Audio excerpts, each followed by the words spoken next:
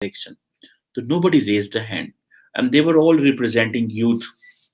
तो it means कि obviously जो एक बड़ा सेक्शन ऑफ द सोसाइटी है, जो पर्टिकुलरली यूथ है, जो कल भी हमने इकोनॉमी की बात की, कि आज भी 31% जो डिग्री होल्डर हैं वो बेरोजगार हैं। अब वो 31% डिग्री होल्डर जो हैं वो हैं ही कितने बेचारे? देखें, जिस मुल्क के अंदर 10% ऑफ द यूथ जो है that makes to the higher education, और उसमें से भी 10% ऑफ द यूथ, 10% उसमें वो जो है हायर एजुकेशन में जाती है, बाकियों के पास तो डिग्रियां भी नहीं है। एंड देन उनमें से भी अगर 31% वेले बैठे हुए हैं, और जारी बात है वो जो नौकरी मिली है कौन सी स्टैंडर्डाइज या उस तरह की मिली है, वो भी एक क्वेश्चन है।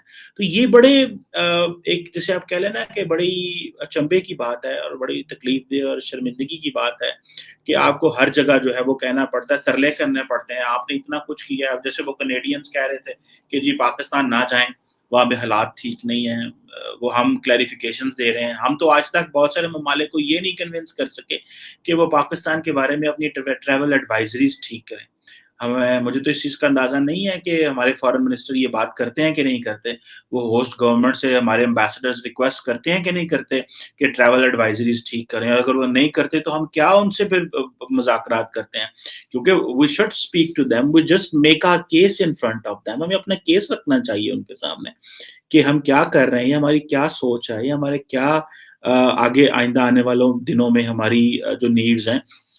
आई थिंक ये this is something which is very important, और ये जब तक मुल्क की एक डायरेक्शन तय नहीं होगी, आपके इकोनॉमिक इंडिकेटर बेहतर नहीं होंगे, एक progressive, democratic, sustained political government नहीं होगी, और जब तक ये बातें पाकिस्तान में होनी बंद नहीं होंगी कि हुकूमतें जा रही हैं, हुकूमतें आ रही हैं, हुकूमतों को लाया गया, हुकूमतों को भेजा जाएगा, तब तक स्टेबिलिटीज़ नहीं आ सकती, और तब तक पासपोर्ट के बारे में इसी तरह बातें होंगी, इकोनॉमी के बारे में इसी तरह बातें होंगी।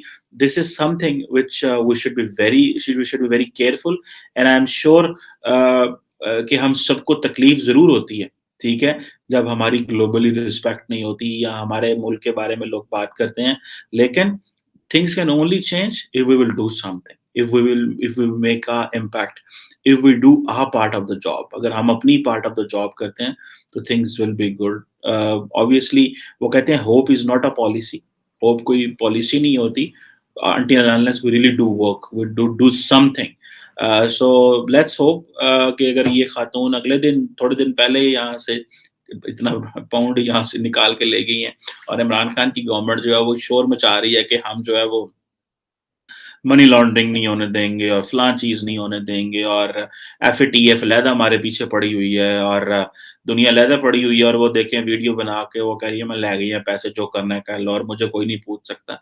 सो ये 2 पाकिस्तान है, एक गरीब का पाकिस्तान है और एक वो इन्फ्लुएंशियल लोगों का पाकिस्तान है, जिनको वो जहाँ मर्ज़ी जो मर्ज़ी करें। सो दिस इज़ समथिंग, अगर इसको ना रोका गया तो वो भी बात है, इंडिकेटर्स ठीक नहीं है, वो इंडिकेटर्स ठीक नहीं है।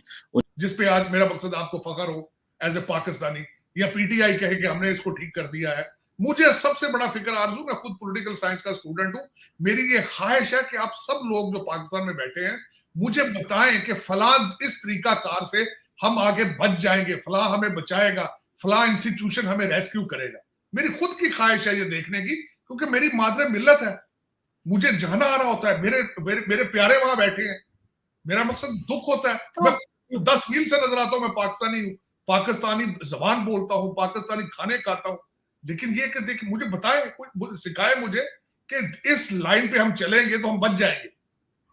सर बिल्कुल, अगर हम एजुकेशन की लाइन पे चलेंगे और जिसका काम है हम उसी को देंगे, हम सिफारिशी टट्टू भर्ती नहीं करेंगे अपने कैबिनेट में सिर्फ खुश करने के लिए, तो पाकिस्तान आगे क्यों नहीं बढ़ सकता? नहीं उसमें, लेकिन आरजू कौन करेगा? ये वो कहते हैं बिल्ली के गले में घंटी कौन बांधेगा? देखिए एक मैं बात बताऊं, खान साहब को हर मसला पता है, इनको हल नहीं पता। इन्हें पता है माफियाज हैं, इन्हें पता है अच्छी टीम नहीं मुझे मिली, इन्हें पता है कि इनके यार दोस्त डाके मार रहे हैं, इनके अगर पीटीआई के लोग कह रहे हैं कि हम बैंकक्रप्ट हो चुके हैं, अगर इनके पीटीआई के लोग ये कह रहे हैं कि हम लिस्ट बना रहे हैं कि जो वजीर अरबपति बन चुके हैं, तो आपका क्या है? खान साहब को नहीं पता है उन्हें, लेकिन हल नहीं मौजूद, विल नहीं उनके पास मौजूद, ताकत नहीं मौजूद उनके पास। बात ये है। और देखें आप, हर पाकिस्तानी के हाथ में स्मार्टफोन मौजूद है, उन्हें हर मसले का पता है। एक सुबह एक मरी के अंदर पत्ता हिला, पूरे पाकिस्तान को घंटों में खबर आई है। लेकिन बात यह है कि मफलूज हो चुके हैं, उनके पास उनके वोट देते किसी को है, वो मिलते किसी को है। 74 साल का ड्रामा है, एक दिन की बात नहीं है आरजू, ये 74 साल। लेकिन सर अभी इमरान खान साहब का ये अभी भी कहना है कि पाकिस्तान जो है वो इस रीजन में सबसे सस्ता तरीन मुल्क है, और साथ ही साथ वो कह रहे हैं कि दोबारा आईएमएफ के पास जाना पड़ सकता है। तो क्या ये दोबारा जाते हुए नजर आ रहे हैं? तो आ चुके हैं, आपके 4 मिनिस्टर एक महीने में यहाँ पे आ रहे हैं। आईएमएफ का मिनी बजट देने का मकसद ही आईएमएफ से पैसे लेना है। और आरजू ये 22वां प्रोग्राम है, ये पहले 21 प्रोग्राम हो चुके हैं आईएमएफ के।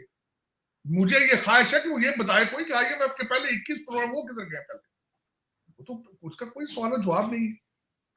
लेकिन सर वापस कैसे करेंगे? कर्जे तो लेते चले जा रहे हैं, चाइना हो चाहे को सऊदी अरब हो, वापस कैसे होगा? ये मतलब किस तरफ जा रहे हैं? क्या हम ये फेल्ड स्टेट की तरफ जा रहे हैं? क्या कर रहे हैं पाकिस्तान के साथ? स्टेट को आपके जो इन्हीं के पीटीआई के आपके वजीर हैं वो बता चुके हैं कि we are practically we are bankrupt. अब ये देखें ना, आईएमएफ से जो पैसे ले रहे, पैसे तो लेना तो कोई बात नहीं है, लेकिन पैसे लेके ये करेंगे क्या उसका? पहले पैसे 21 आईएमएफ के प्रोग्रामों के वो को पाकिस्तान पहुंचे, ये तो लंदन और दुबई में जाएंगे पैसे, अमेरिका में आएंगे, ऑस्ट्रेलिया में जाएंगे। ये तो सिर्फ जो 1500 2000 लोग आपके आसपास फॉरेन नेशनल बैठे हैं, जिनके बच्चे बाहर बैठे हैं, प्रॉपर्टियां बाहर हैं, इंटरेस्ट बाहर है। आज की कैबिनेट देख लें आप, आज की पिछली ये सारी कैबिनेट सबसे पहले तो वही है जो परवेज मुशर्रफ दौर की थी। यही अभी आप अगला जो चेंज आएगा, नेशनल गवर्नमेंट बनेगी, इसी तरह के चेंज यही दोबारा फिर आ जाएंगे कैबिनेट, इन्हीं के रिश्तेदार होंगे। ये देखें आपके हर जो इस वक्त जो मिनिस्टर है, अब मैं उसको आपको बता सकता हूं कि उसका पहले चाचा पहले इसी जगह था, उसका बाप इसी जगह पे बैठा हुआ था, और इसी तरह वो एस्टेब्लिशमेंट के रिश्तेदार थे।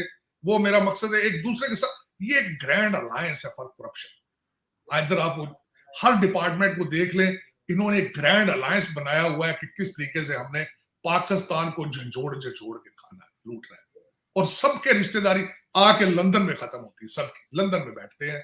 लंदन उनका एक जिस तरह है कि आपका कैपिटल है पाकिस्तान का, पाकिस्तान की किस्मतों के फैसले लंदन में होते हैं। अफसोस के साथ मेरे जैसे लोग जो 36 साल पहले इन्हीं हालात की वजह से वहां से महाजर होकर यहाँ निकले थे, भागे थे, और आज भी बैठे मेरी तरह के कुछ लोग लंदन में बैठ के रो रहे होंगे इनके याशियां लल्ले तल्ले देख के। मुझे यहाँ मैं देखता हूँ न्यूयॉर्क में इनके क्या कर रहे हैं लल्ले तल्ले, इनके पैसे प्रॉपर्टियां कहाँ। हम लोग खून के आंसू रोते रहेंगे जितना अरसा जिंदा है, लेकिन मुझे इसका हल कोई नजर नहीं आता। उसकी वजह यह है कि मैं आपकी हिस्ट्री पे डिबेट कर सकता हूँ 1947 से लेकर आज तक। आपके हालात आज नहीं चेंज हुए ना, आपने 1947 से इसको खाना शुरू कर दिया था। आपके मूजब इसका सिकंदर मिर्जा साहब और आपके अयूब खान साहब ने इसकी बुनियादें आज के पाकिस्तान की रखी थी, और आपने बैरिया टाउन बना दिया पूरा पाकिस्तान। और अब मेरे ख्याल में मुझे इसमें से पहले मैं खुद विक्टिम हूँ पीटीआई का, खान साहब का।